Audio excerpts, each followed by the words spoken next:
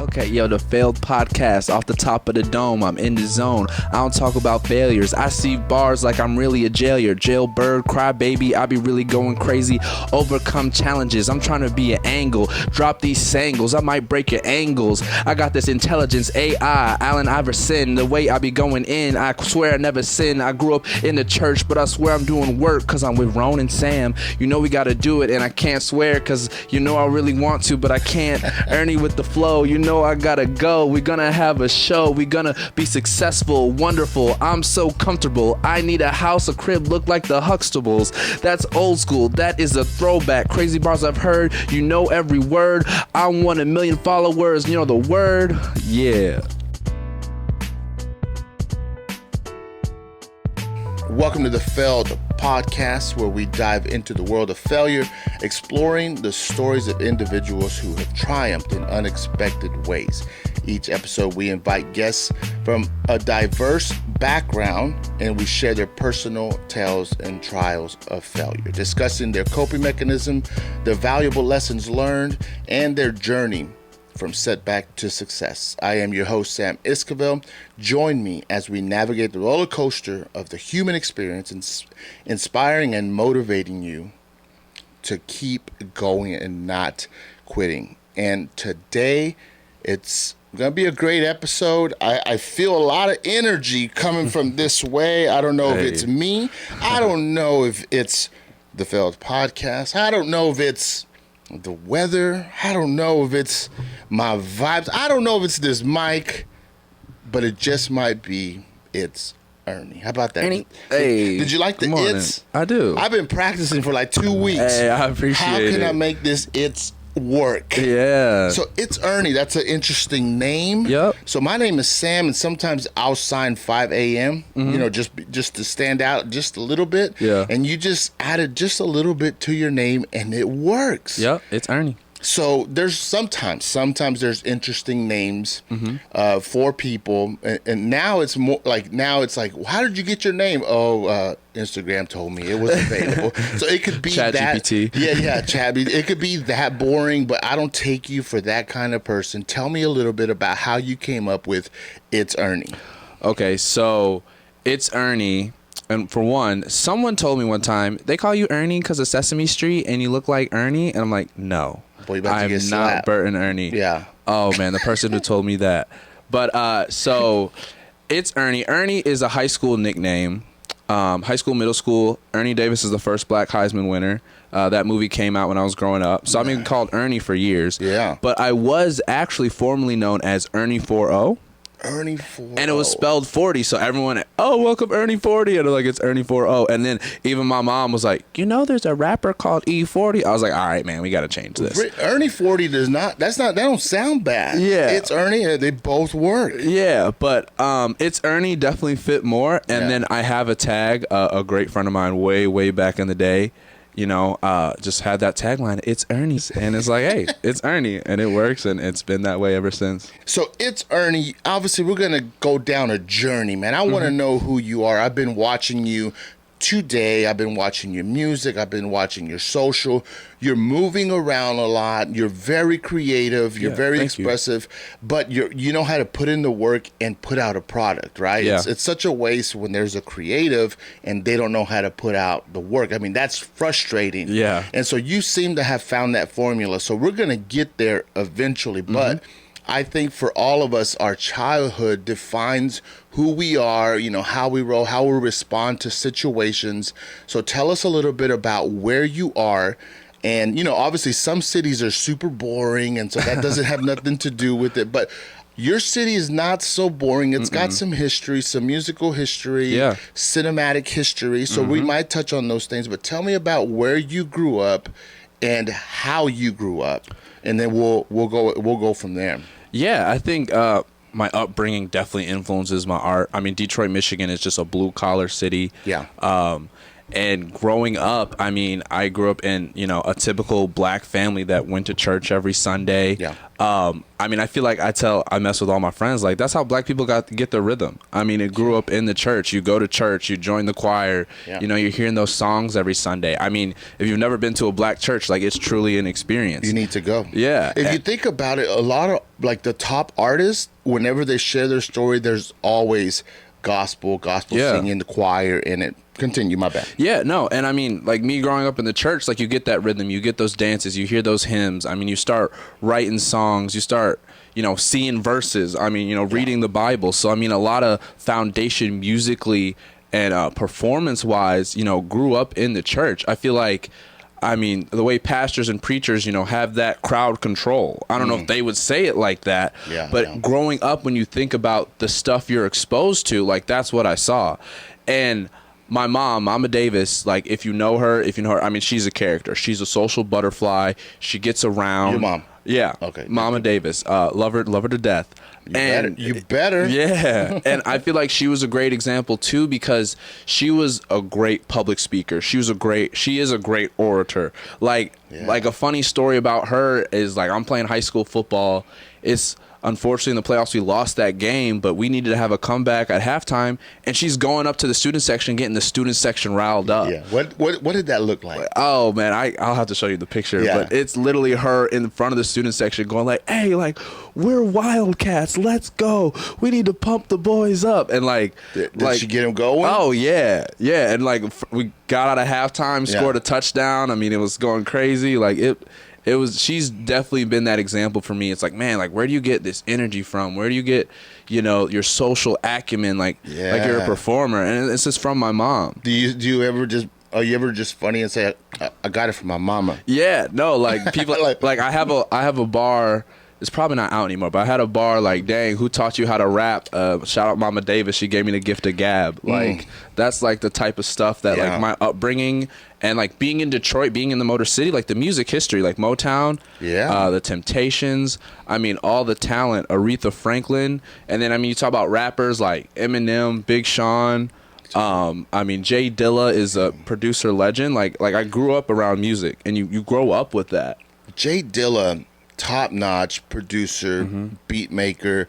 How has he influenced you? When did you realize, like, I kind of want his vibe, or some of the other people? How did you pick what direction or how it was going to develop? I think you just grow up with sounds. Yeah. And you grow up, like, wanting to perform. Like, I was in the lunch table in the cafeteria, like, man, I gotta rap. Like, everyone's freestyling out in the parking lot, by the lockers. Like, you just... About what age did that happen? Oh, man. Like 6th, 7th grade? Or was it high school? I think I made a music video. It was like a slideshow with audio under it, probably like 5th grade. Really? Yeah. So it's like I've been like performing a while. And then my mom always got me into like clubs and different leadership stuff, and like, hey, like, you're going to speak here, you're going to speak there. Like, you're really going to... I mean, she did a lot for me of saying like, hey, you're going to perform and you're going to be comfortable. So when it comes to like people who are speakers, like your mom, motivating people, she had some life experience behind her, so it made sense for her to kind of do her thing. But you were in 5th grade, and your mom was saying, "Hey, go and speak, go motivate people." You used the word leadership.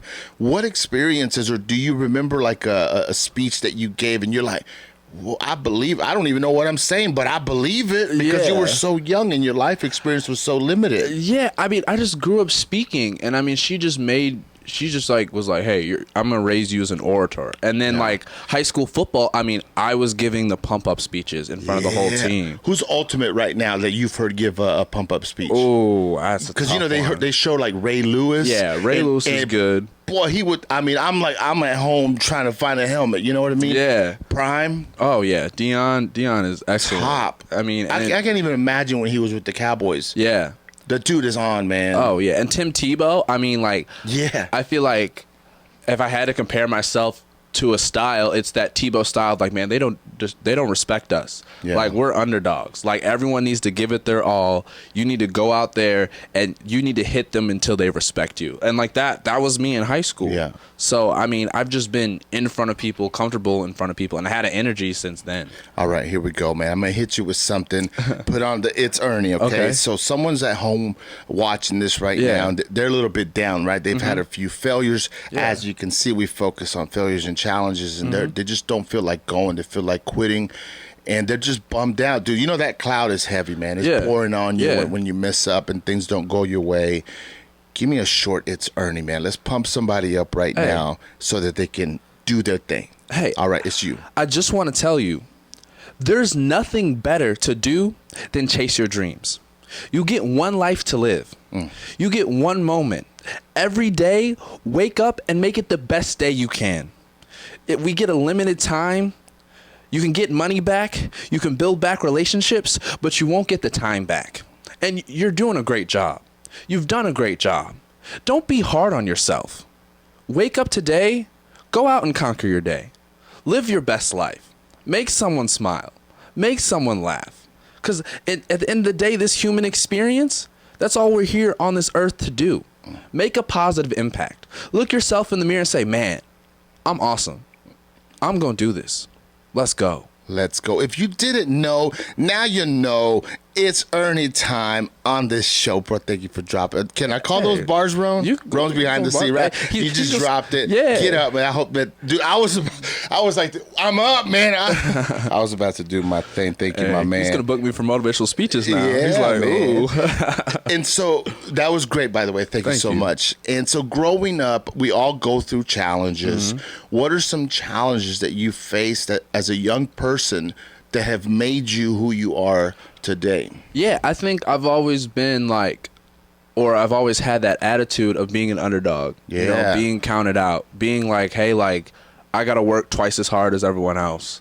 Like, I feel like football, I always relate a lot of things in life to sports because life is a game and sports really teach you a lot of those fundamental principles. It's like, man, like, was I the most athletic? No, but I'm gonna work the hardest.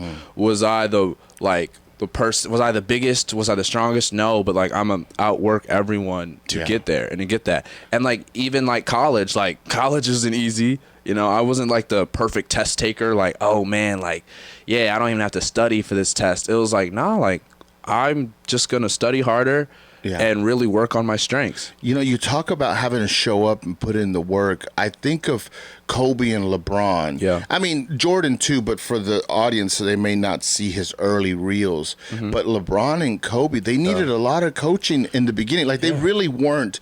I mean, trust me, when they turned it on, that was it. Yeah. But before that, they needed help. They needed to develop. They needed guidance through their coaches. A lot of people had to move in order for them to end up where they were. Yeah. So as you woke up and you showed up, who were some of the people around you?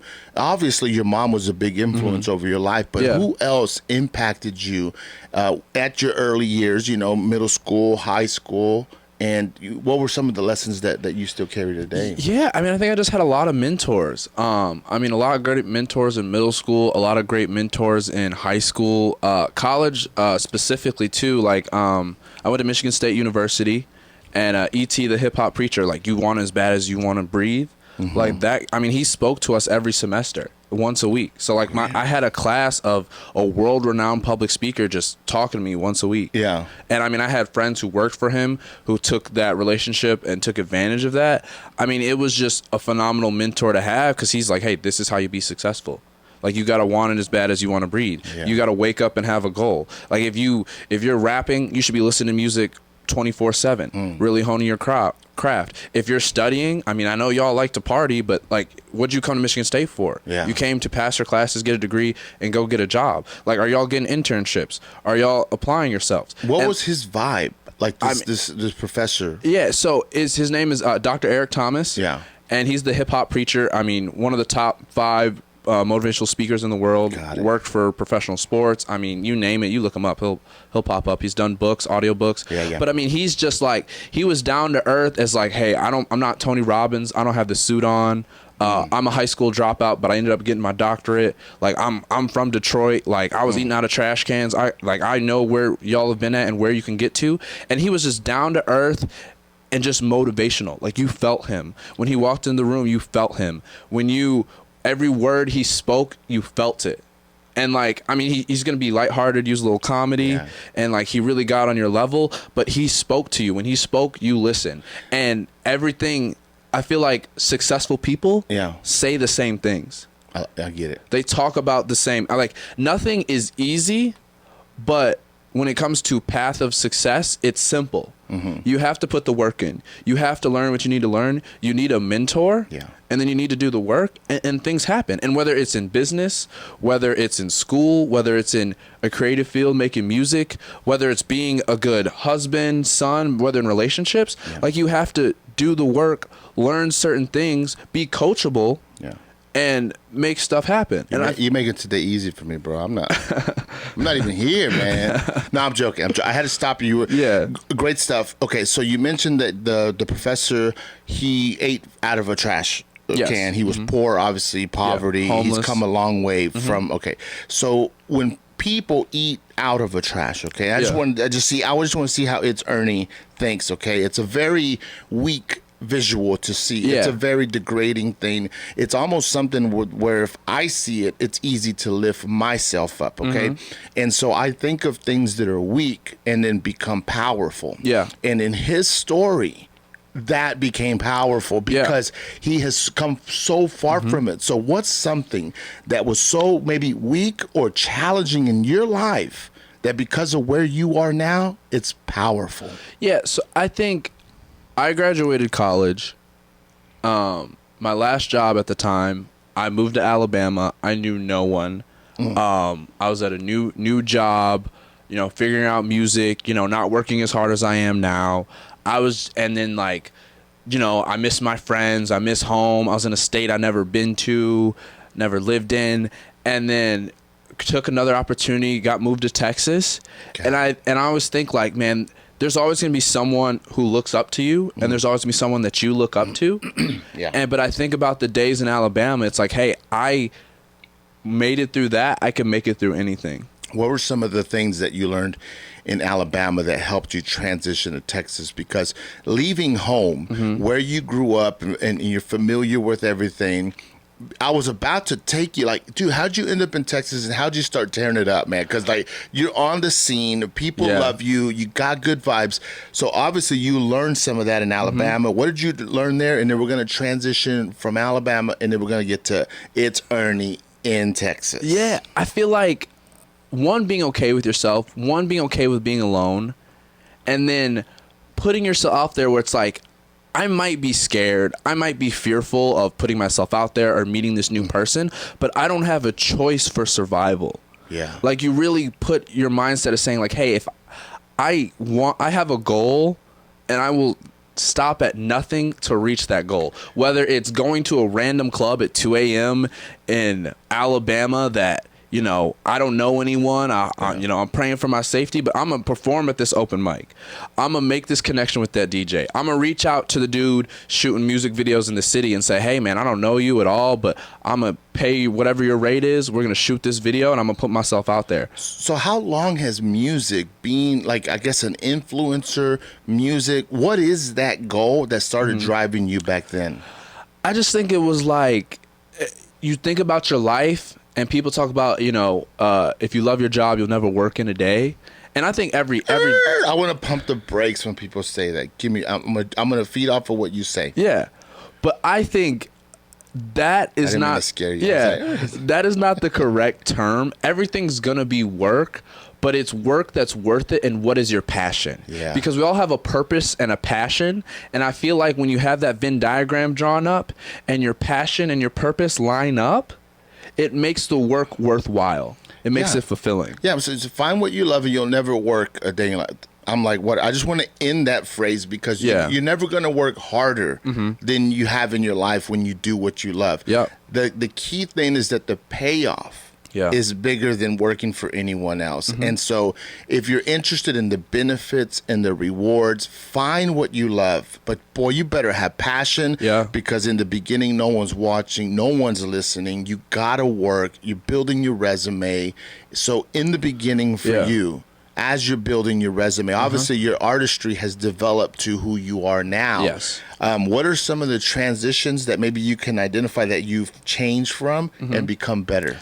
I think just being authentic and really making music that I enjoy and that comes from real life experiences. Because I feel sometimes people want to make music I got to be this or I got to be this big person. I mean, it's everyone wants to brag. Rappers want to brag. But I also think making music from my heart and describing my life is authentic, and you feel it. Like when you write a love song or you hear a love song, you can feel it, you can relate to it, you can resonate it. Like all the music I've made, all the singles we've dropped is like, oh man, this happened. Like this was a real life experience. Like I'm rapping about something I did or I want to do. Like I'm rapping like, man, I want to get a Grammy for my granny. Like that's stuff I want to do. And that's like who I am, and I have to be myself. I can't rap about certain things because I don't do those. Well, there was a meme that I saw. I want to get your thoughts on it. It's funny. This guy said, he goes, man, I can't listen to Drake no more. He's too rich. And he's just rapping about being super rich. He goes, I can't connect with him no more. So when does authenticity start getting in the way? Because your path is going to look so different from just a regular person who isn't rapping, creative, socializing, doing what you're doing. Yeah. And I feel like that's when you talk about life. Like I think Kendrick Lamar and Big Sean do a great job of that. It's like Big Sean's super rich and you hear about it, but he's still motivational, inspirational. And like Kendrick raps about his life. I mean, his To Pimp a Butterfly was a classic album because it talked about mental health in a creative way, and sonically it was beautiful, but he still talked about like, man, I'm struggling with fame. Like I wanted to kill myself. I feel bad that my homie's dying in a hospital bed and I didn't call him. And like I feel like obviously you're when I'm rich and wealthy, you're gonna get those type of raps, but you're also gonna get the raps that's like, man, like I'm struggling with this. Like my mental health is here. Like you're always gonna get something that's real authentic that you can resonate and relate to. Now you're It's Ernie, okay, and sometimes you're just Ernie, right? And so, what's your struggle as you're on this climb and you're getting this influence and attention? What is it that you're struggling with that you're saying, man, I want to be authentic, but boy, this is heavy on me? And how have you overcome those challenges? I think just having a good team around you. I mean, in this industry, being an artist, being an entertainer, like there's always people looking up to you, and people notice things, and you never know who's watching. But just staying grounded and having good people around you, and also taking the time to go away and just do my own thing, like go home, relax, disconnect. But it's always when you're outside, when you're doing your thing, there's always that energy. And I think I do a good job of balancing it. Like, hey, like I'm a real person. I'm the people's champ. I want to get to know you. I want to be genuine. But also, like, hey, man, like I'm going to Detroit for a weekend, man. Like, I'll catch you in a week or so. Like, I'm gonna go take a trip and like, hey, like, we'll be back soon. Because it's tough in this era with content and TikTok and Instagram. I mean, it's tough to disconnect and really. Sometimes I feel like I disconnect and show people I'm still connected because that's the industry I'm in. I'm not rapping. I'm just chilling now. I'm eating. It just changes. It's just a different. Okay, so you were in Alabama. Now I want to bring you to Fort Worth, but so start thinking on that. But you mentioned teamwork, collaboration in hip hop, and what you do is so important. Tell me about some of the collaborations or the importance of. Some people are like, I don't want to share my cloud and I can't work with it, but you seem to do it so well. I see you connecting with so many people, showing love to so many people. Where did that come from, and how would you motivate someone to, like, for lack of a better term, quit being shady, man? We all go up. We all go up, together. Well, I think that's a perfect segue for Fort Worth and the blessing that Fort Worth has given me. I mean, Fort Worth is such a down-to-earth city, and the music community is very tight-knit. I mean, like we know, 80% or more of the musicians in Fort Worth. I mean, with Here Fort Worth and Amplify 817, and the label Trend Music I'm on, like there's so many connections that we've made from Fort Worth natives and Fort Worth artists that's like have helped my career. And I genuinely want everyone to win.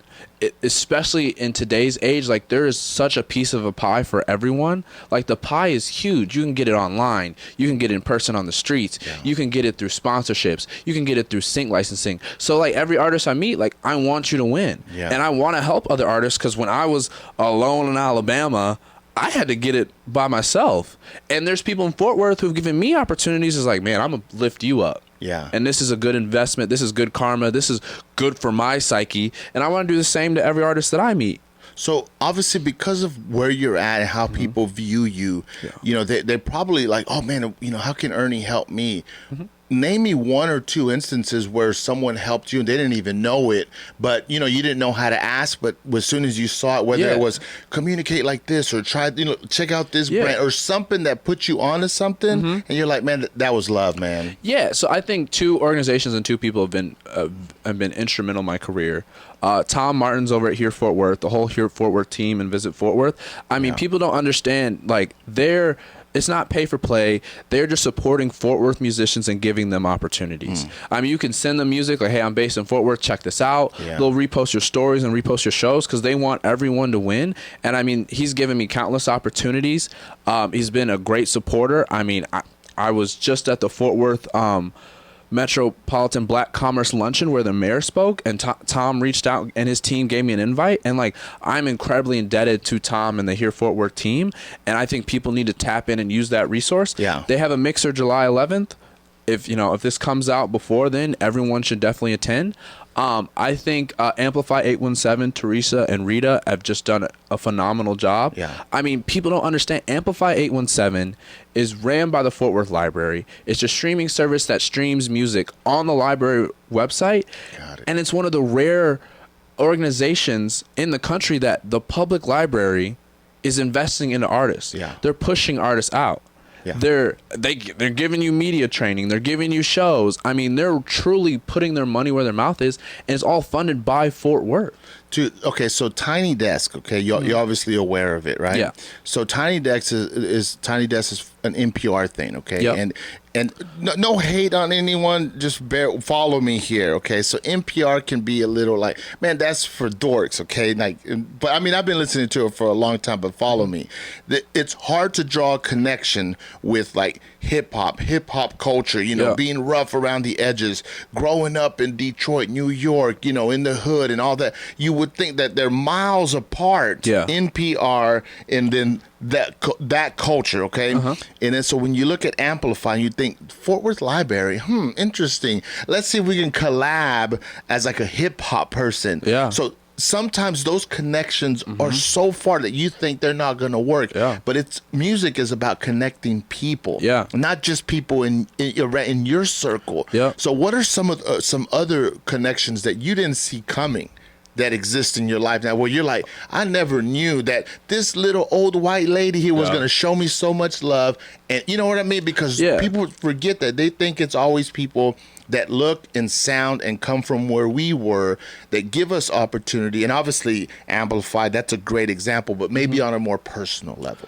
Well, I think my team, Blake, Mitch, and Roan, I mean, those guys have helped me so much. They've taught me so much, whether it's sonically with music, whether it's the visuals, whether it's the business itself.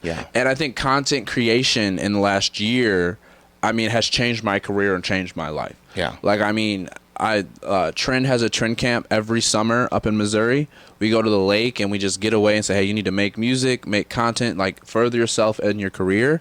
And I made a series, Crazy Bars I've Heard, that's changed my life. I mean, I went from 0 to 150K on TikTok. My Instagram has over 100K now. I mean, the people that follow that, the reach I have, the platform I have, the fans I have who are just fans of content has changed my career. And that's on TikTok and Instagram? What's the handle? So on TikTok, it's just ItsErnie. I post my music and my content. On Instagram, I have Crazy Bars I've Heard. And it's just content of other rappers that you hear, Crazy Bars I've Heard. We talk about music, and I mean, I've created quite the following. And so we stumble across things accidentally, and then we have to adjust and make the best of it. Was that strategic, or did you stumble across it and then it's taught you so much since? I think it's a little bit of both, where it's like, everyone knows in music right now, if you want to make a successful career, you need to promote and market on TikTok. And at the time, everyone on the team at Trend was like, hey man, you gotta make a TikTok series, you gotta blow up on TikTok. I was trying different things, and then one day, Crazy Bars I've Heard, let me post a rapper that I like.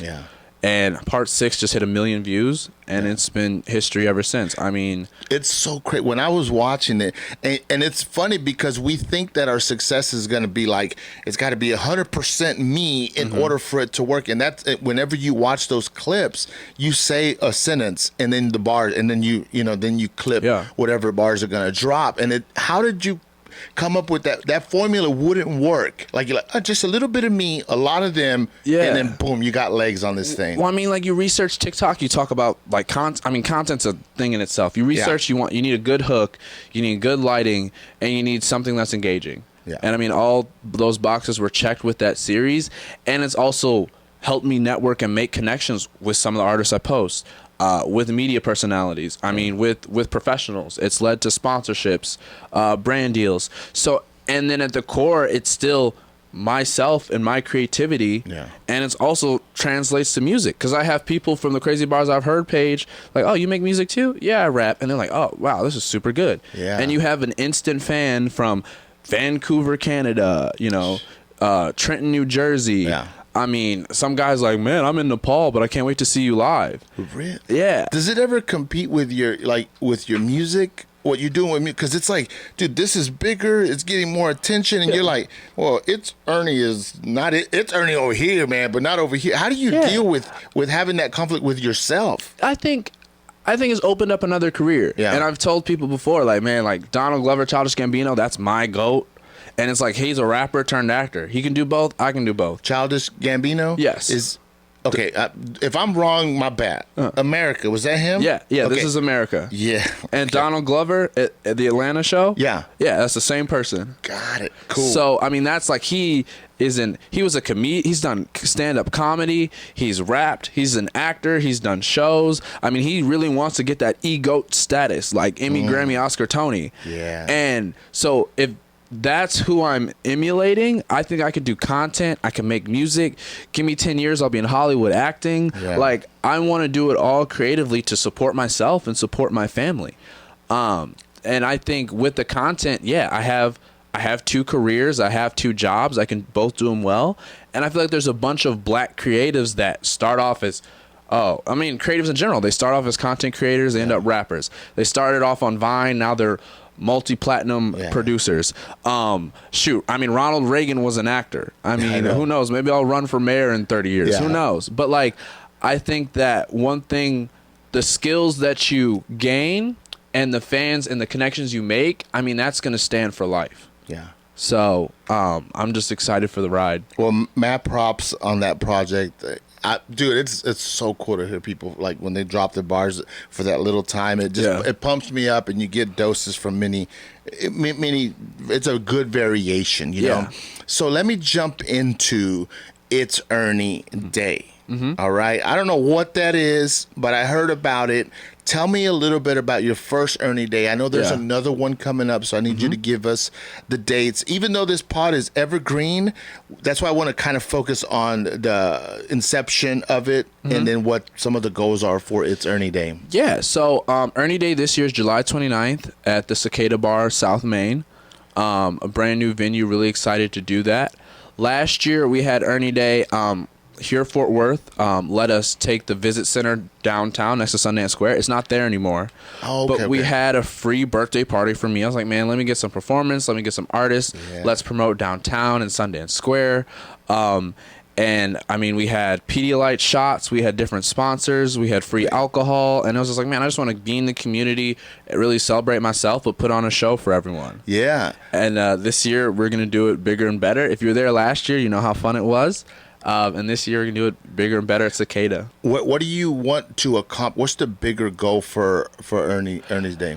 I just want to give a platform to all artists. I want to. So you're gonna be collabing with a lot. Yeah. Oh yeah, we have a lot of performers have been announced. Kai Woods, Fospecco, Nessie the Rilla. So we'll have all those artists perform. I'm gonna perform, and I just want to build community, bring everybody out, and just have a good time. Yeah. There's a food truck we'll have there too. Reached out to them. Like, I really want to build a community, have a great time, put on a good show, and just celebrate. I love it. I mean, it'd be amazing if I could have a Sam Day, but it might be a little bit boring, you know. But it's cool, man. Like, mad props. July 29th. Yes. I'll drop all his info in the descriptions below, and you just gotta click. Go check it. Everything will be on his Instagram and obviously all the other platforms. Mm-hmm. And so look it up, and if you're able, you should participate. Yes. Here we go. The creative process, man. You obviously tap into that. That's like that tank is full, man. Yeah. So I'm gonna ask you a few questions about creativity, and just to help me and help the audience. Okay. Yeah. Here we go. What is your personal approach to the creative process, and how has it evolved over time? Are there any specific rituals or practices that you follow to get into your creative mindset? Ooh, that's a really good question. I think I am the type of artist, I like going to the studio. I know there's a lot of musicians like, oh, I made this in my bedroom, or I rolled it out. And it's like, man, like, maybe it goes back to college or sports, but like football, man, I'm going to go to the practice field. Yeah. College, I'm going to go to the library. I like going to the studio. I like going into the room, feeling those vibes, changing the lighting, and like, all right, we're going to make a song today. Or like, yo, this happened to me last night. Let's make this song. Yeah. And I feel like some of my best songs have been like, dang, I've had this beat for a minute. I've been listening to it. Something just happened in my life. Oh, I'm in the studio. Man, let me write this. Yeah. And sometimes it takes 30 minutes. Like, dang, this song came out 30 minutes. We're good to go. Wow, this is great. Yeah. I just really like getting into that environment. And I feel like separating people's lives. Like, I know people are working from home now. I'm like, man, that's got to be tough because you need that space to go. Like, you need an office or something. Like, I couldn't imagine just like, okay, I'm going to just go to my living room and get on a laptop and work from home. Yeah. It's like, man, I want to go to a space. Yeah. I want to keep that separate. I want to get in that mode. I want to have that little commute. Like, all right, let me get in the zone, Like, okay, see, look, here's what I got on. Show what you got on. There we go. We both got some Jordan 1s. There's plenty of other shoes that we can wear that are a lot more comfortable. And, that these are high on the ankle. They kind of bother me at times and stuff. Yeah. But we put them on to get a vibe. Yeah. Like, that's why we put on a shirt, a hat. So I like that you say, hey, I want to be in the studio. Like, that's why I made this space, because I need to be in the space. I need to be in it, even though I could probably do it at home or any other ways. But there's something that comes with whenever you control your environment. So when you're in a controlled environment like a studio, you got a certain type of energy there. Yeah. How does that change or compare to the live aspect? Because you perform. Yeah. What's the difference there, and which can you choose between those two? Which one's better?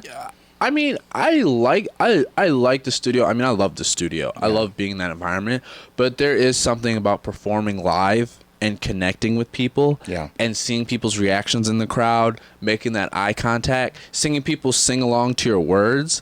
Like, I've had shows recently where I'm like, man, they know every word. I'm singing along with them. I'm putting the mic out and like, hey, man, you can sing this part.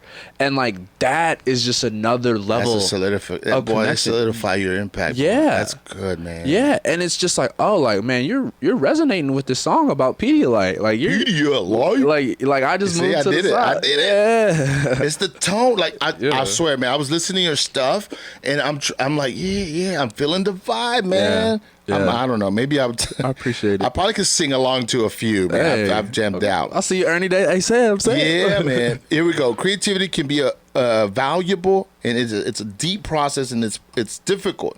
But how do you handle critique and working with others when people help? You obviously have a team. How do you handle criticism and critique? I think collaboration is so important in music. I'm open to suggestions, and I also, in life in general, I pride myself with being coachable.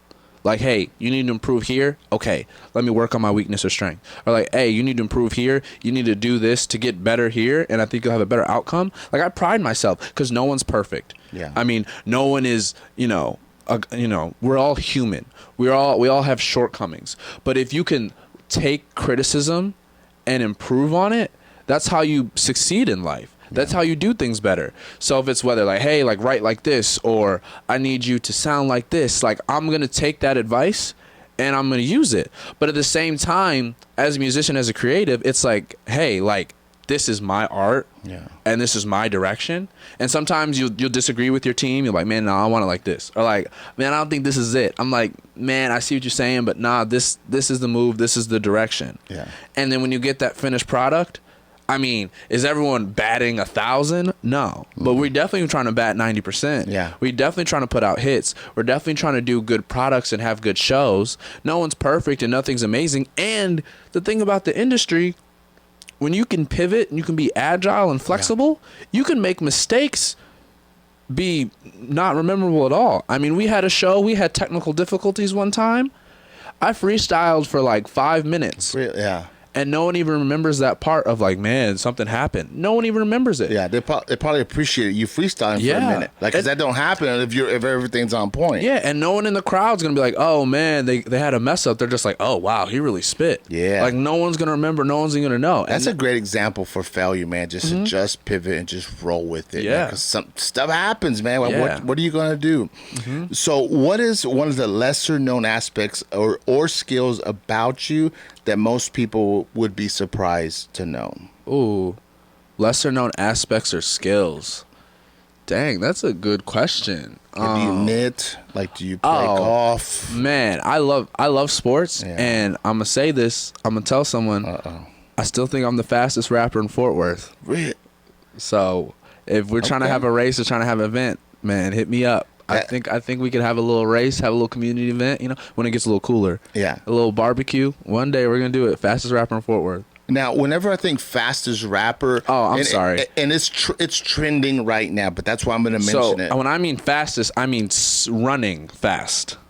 Not rapping fast. I'm sorry. Guess what I was thinking? Busta Rhymes. Yeah, that one, where he's like, No, I'm not rapping fast. I am running fast. Bro, you good. They're like, you good. You Hey, we might have to stretch a little workout routine. We'll get it done.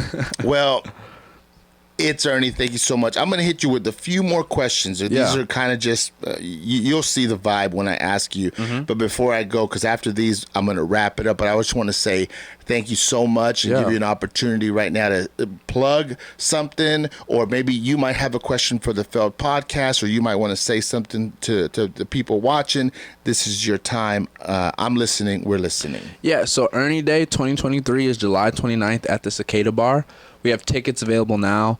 I really want you to be there. It's going to be a blast. We have sponsors. We're going to have food. We're going to have drinks. It's just going to be a great time for the community.